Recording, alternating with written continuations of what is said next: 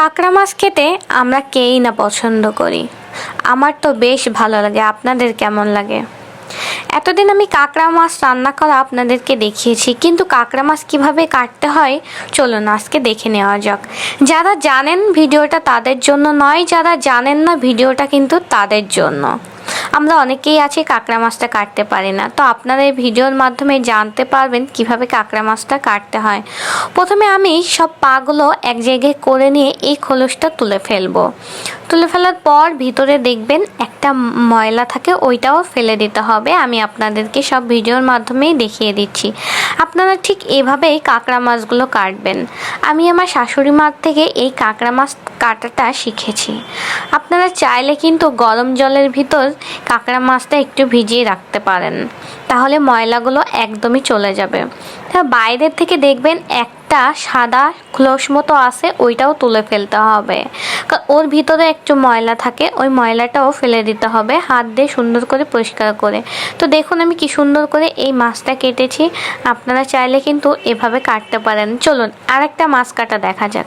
কাঁকড়া মাছের সবগুলো পা এক জায়গায় করে নিতে হবে, নিয়ে বাইরের যে খোলসটা আছে ওইটা টান দিতে হবে নখের সাহায্যে। কারণ যদি নখে প্রবলেম থাকে বা যদি না থাকে তাহলে আপনারা অন্যভাবে কোনো কিছু দিয়ে টান দিতে পারেন। এমনিতে ওটা আঙুল দিয়ে টান দিলে বের হয়ে আসে, কারণ জিনিসটা অনেক নরম থাকে। তারপর সবগুলো পাকে ভেঙে নিতে হবে, ভেঙে ফেলে দিতে হবে। এই ছোট ছোট পাগুলো ভাঙতে গেলে কিন্তু হাতে অনেক লাগে। পিছনের দিকটাই দেখবেন এরকম একটা খোলস মতো থাকে, ওটাকে তুলে ফেলতে হবে। এটাও কিন্তু আপনারা নখের মাধ্যমে তুলতে পারেন। যদি সম্ভব না হয় আমি কি করি, বড় কাঁকড়া মাছের যে পাটা থাকে ওই পাটা দিয়ে একটু এটাকে উঠাই নিয়ে তারপর টান দিয়ে ফেলে দিই, কারণ এটার ভিতরেও কিন্তু অনেক ময়লা থাকে। এই জন্য এটাকেও এভাবে ফেলে দিতে হবে। সব পাটা ফেলে দেওয়ার পরে এবং পিছনের সাইডের খোলসটা ফেলে দেওয়ার পরে সব আবার আরেকবার করে চেক করে দেখবেন যে ময়লা আছে কিনা। সাইডে যদি কোনো ময়লা থাকে সেটাকেও এভাবে আস্তে আস্তে ফেলে দিতে হবে।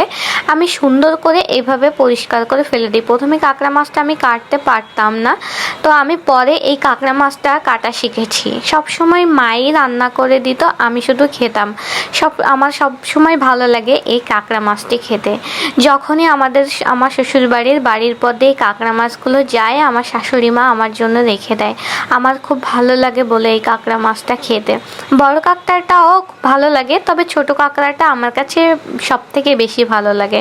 আর এই মাছগুলো যখন কাটা হয় এর ময়লাটাই বেশি হয়, মাছটা কম থাকে। তো আপনারা চাইলে এই ভিডিওটির মাধ্যমে শিখে নিতে পারেন কাঁকড়া মাছ কিভাবে কাটতে হয়। তো আজকের মতো এখানেই বিদায় নিচ্ছি, বাই।